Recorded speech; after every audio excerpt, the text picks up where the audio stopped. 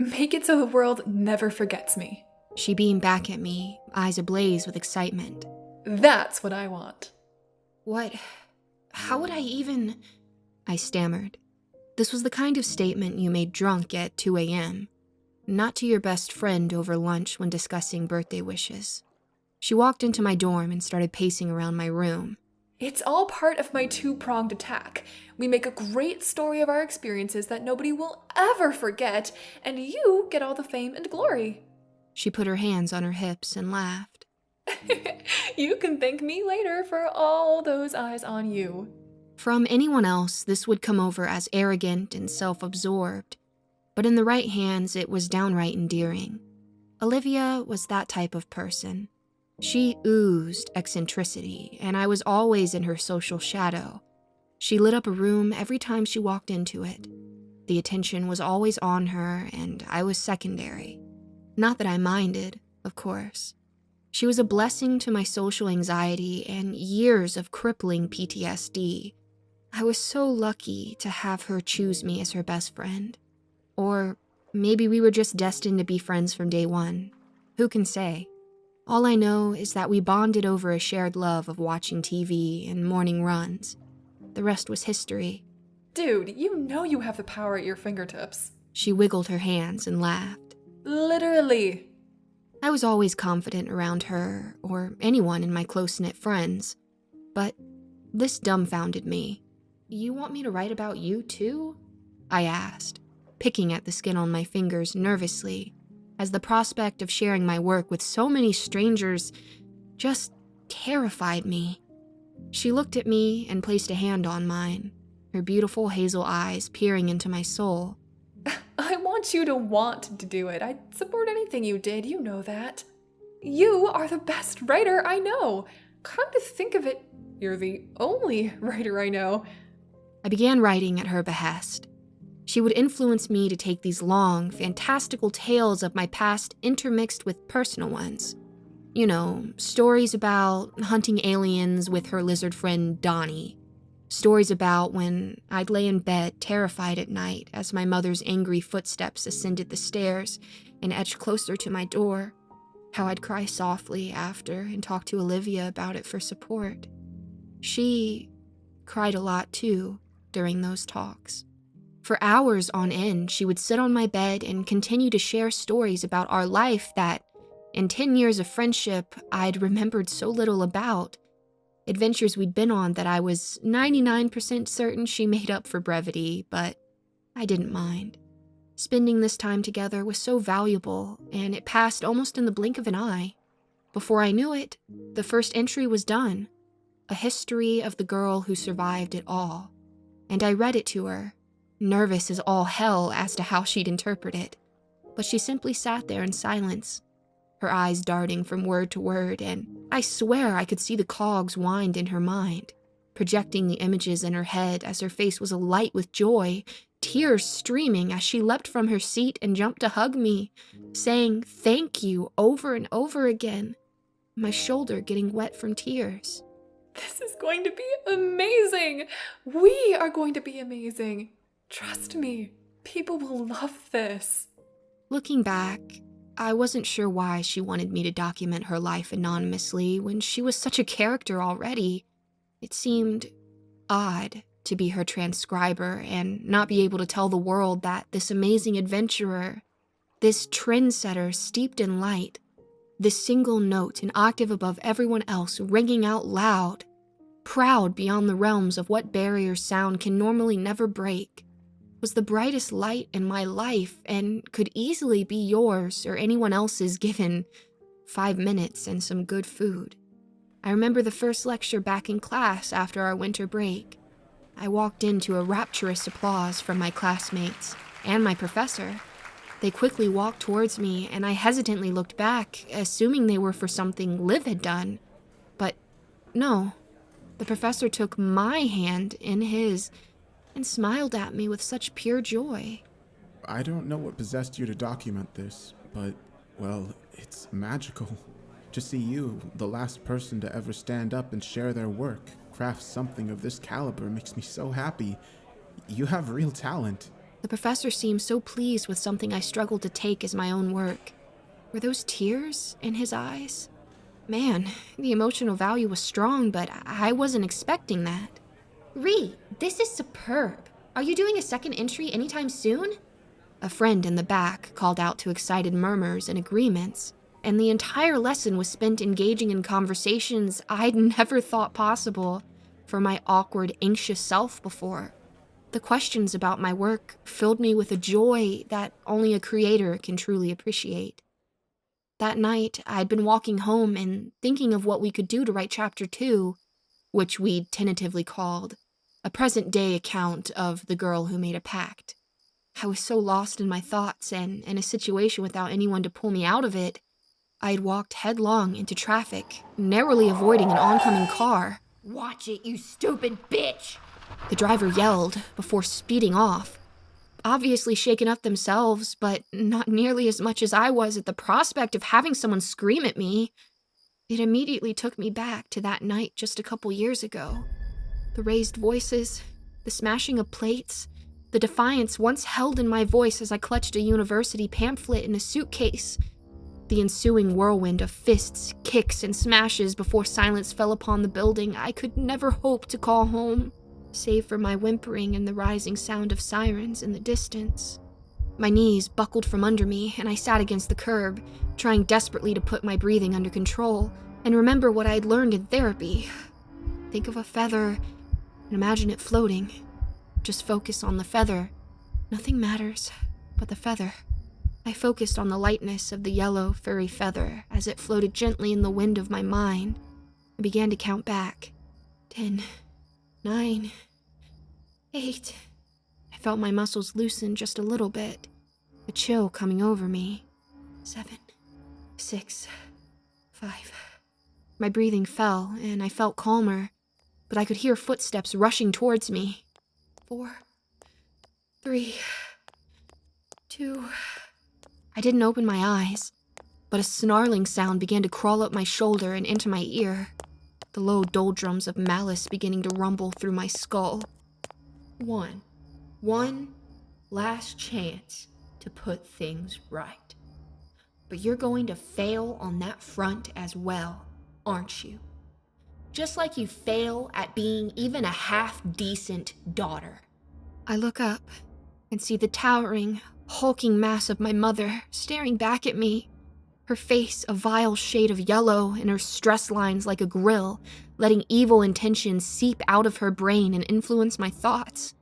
It had been a few months since I saw her, but she hadn't changed her nature one bit. She snapped her fingers and I immediately got to my feet, dusting myself off. Look at you! Fucking pathetic. You having a little dramatic moment? Embarrassing yourself and me in front of people? You and your spineless generation know nothing of struggle. She spat, every word laced with barbs designed to throw me back to being a scared little girl again. She pulled a mock crying face and pretended to wail. Oh, it's all in my head. Well, I'm sad. Watching a grown woman in her 50s behave like this, let alone it being my mother, was so utterly insulting and demeaning. But I fought back the tears and waited for her little performance to conclude, at which point, as if on cue, I'd say, "Sorry, Mom." But no apology was ever sufficient. She made me hang my head in shame as I walked with her back to my campus, signed in at the lobby in absolute silence, and ignored everyone asking me about my writing, if I was okay or if I wanted to grab something to eat. One guy I liked seemed especially concerned but stopped short of standing in front of me when I simply walked on in a trance-like state, not daring to rise my mother's ire and embarrass myself further in front of the people I'd felt I truly became myself around. I went back to my room, and the moment I shut my bedroom door, I felt the entire room begin to sink. It's hard to explain, but it felt like the lights were dimmer. The air was stale, and every footstep made me feel weaker. I sat at the edge of my bed as my mom stormed over to my desk and began rummaging incessantly for any evidence she could use to punish me, something she'd done since I was a child. I know you have some heinous and sinful garbage in here, Ricarda. She hissed, her hands like wrecking balls smashing at the foundations of confidence I'd built in her absence. She put her hands on the drafts I'd written with Olivia, and I felt the atmosphere change. Not even the moonlight that was once peering through the curtains wanted to bear witness to her rage, as she looked at the title and voraciously scanned each page, scrutinizing it for any mentions of her. You fucking... She was so angry that her eyes were bulging, her face now an ugly sight as veins popped on her temples and her liver spot-ridden neck. You dare to document what happened in that home? That sacred house that you brought shame into? Who the fuck do you think you are, young lady? I gave you life. I own you. I felt her begin to rise above me, the room blackening and the only light seeming to come from her eyes as I sank into a curled-up ball, hands pulling at my hair as I silently sobbed. I will never forgive what you did in that home. The shame you brought upon me and your father when you left. You will regret this for the rest of your life. Do you understand me? I will make you bear the scars of your shame. I am never leaving your side. She bore down on me, teeth gritted and spit flying from her face as hands stretched out a pair of scissors on my desk. Dark intentions in mind. Well, you want to know something? I'm never leaving her side either. Olivia stood there, out of breath and crouched low, a scowl on her otherwise exuberant face that painted a very different image of rage to that of my mother's. Where in my mother, I saw contempt. In Olivia, I saw one thing and one thing only: love. Olivia leapt forward and in one motion bit down hard on my mother's neck. She howled and screamed until Olivia pulled away and landed in front of me, shielding me from any further harm as my mother writhed on the ground and screeched like a banshee, her limbs twisting as her voice became more contorted. I will never leave, she gurgled, the dissonance in her voice growing more apparent as her body began to fade. I stood up, tears in my eyes and fists clenched so tight I could feel the blood dripping from my palms where my nails had dug in. No, but you will be controlled. I will learn how, I shouted, staring straight at her as I saw fear in her eyes. I will live my life with joy and love. That is the greatest fucking victory I will ever score over you.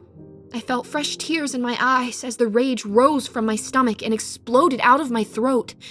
A fire of words that had long been boiling over and waiting to be uttered as I screamed, "Now, fuck off, you cunt!" Her form faded, and I felt the room return to normal as I sat back on my bed, breathing heavily and my face awash with tears, snot, and spit. I was an absolute mess. Olivia came up to me and gave me a hug, wiping away the tears and smiling. You did it. I'm so proud of you, Ricarda. I smiled and held her close to me, the smell of her hair bringing me safety and joy that I couldn't experience anywhere else in the world as I rubbed her head and said, "You're a good girl, Olivia. My best friend. That'll never change." It was the summer of 2017. I had gotten accepted to a university on the West Coast, and unbeknownst to my family, it was time to leave. It was a scholarship program I'd applied to months earlier, partly in the hopes of getting a step closer to my dream job, but mostly because I was determined to escape my parents' home. I stood there, a travel case packed, Olivia with me, and a friend on their way to pick me up. Much to their delight, I imagine. What went on here wasn't exactly a secret in my town. I don't think I need to go into details on the things that happened under that roof prior to that night. We can safely assume it was every bit as unpleasant as you surmise and worse. Mom was a vindictive, pious woman who hated everything she couldn't control. And Dad, well, Dad liked to drink. I didn't like him when he was sober, but he terrified me when he was drunk. I remember when I told them I'd gotten in, pamphlet in hand and Olivia by my side for emotional support, Dad just laughed and took a deep swig from his bottle, saying, "Fuck it. Let the stupid bitch go and fail. She'll get herself pregnant right quick and flunk anyway. Fucking whore." But you know that when you step out that door, you ain't coming back. You hear me? This family don't accept traitors. I stared at him, not saying a word. My mom breathing heavily and refusing to take her eyes off the pamphlet, hands shaking. Dad threw a bottle at the wall and leapt across the room, standing nose to nose with me. The smell of alcohol on his breath, enough to put a brewery up for inspection. He took one of his huge hands and gently brushed my hair away from my face. Do you hear me, girl? When you go out of that door, well, you're fucking dead to me. To all of us. A shame, too. He gave a smug grin before shoving my head away and storming to the kitchen for another drink. You can't go, Ricarda. Mom's voice was low. Every syllable was said with intent. I will not allow it. I could see Olivia getting mad, her hesitation the only thing precluding her from speaking out. But I held a hand out and tried to stand my ground, desperate to avoid picking my own skin or showing any signs of weakness. If I could hold it together for just a few minutes, I was sure I could make it. I'm 20 years old. This is my decision and you can't stop me. I stared her down, but she began to mock me while making slow and deliberate steps towards me. And? You think I care what you want? She screamed, punching me hard across the face and sending me to the ground, my back hitting the coffee table and shattering glass across the floor. Look what you made me do! She bellowed, grabbing the bridge of her nose as her daughter cried out in pain on the floor, like it was a mess she had to clean up. Olivia ran over to me immediately, defiant and unafraid in the face of this monster. But my mom was undeterred. She picked Olivia off her feet by her throat, slamming her to the ground with ease, before kicking her hard in the stomach and sending her flying across the room.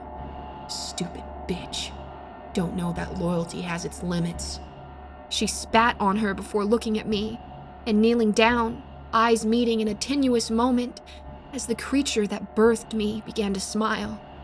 Well, Ricarda, since you're all grown up now, I guess I need to give you a coming-of-age gift. It'll be ready in a little bit for you, so take a nap. A boot to my skull later, I was out cold. It was some time later that I found out the night I left and went to the hospital. Charges were pressed against my mom and dad for what they'd done. But I was too traumatized to give evidence, and my therapist told the court as much. They still went to prison, and I don't think they'll be out for a long time. Not after the tapes they kept of their punishment sessions over the years. Olivia sat next to me as I held the second copy of our story in my hands, the ending showing a happy young woman who had beaten her PTSD into submission with the help of her best friend, a loving companion in the form of a golden retriever that was the brightest light in any room, made friends with everyone she ever met, and was the most genuine creature Ricarda had ever encountered. The sun had begun to shine through my tattered room as I made a phone call to my therapist and told him I'd had another incident. He was the first adult I trusted after getting away from that home, and was utterly vital to my recovery. Well, I'm glad you're doing okay now, at least. Did you do the technique we talked about last time? He asked, his voice soft and understanding, a father figure I never had. I stared at Olivia, who was resting her head on mine. The pages of our intermingled dialogue spilled across the pages before us. Yeah, I did, I said, sniffing and trying to hold back tears. Good. As long as you imagine Olivia's there, you can do anything. I can't wait to see your next story entry, by the way. Please keep bringing them to our sessions, and don't hesitate to call if you need anything. I sit there for a few minutes before Olivia breaks the silence, looking up at me with those big eyes that had always brought me so much comfort. You're gonna be fine, Ricarda. You know that, right? She asked. I know I can't exactly rely on this forever, can I? I replied, knowing full well what I was doing. I mean, these chats aren't even real. I won't get better if I take it this far.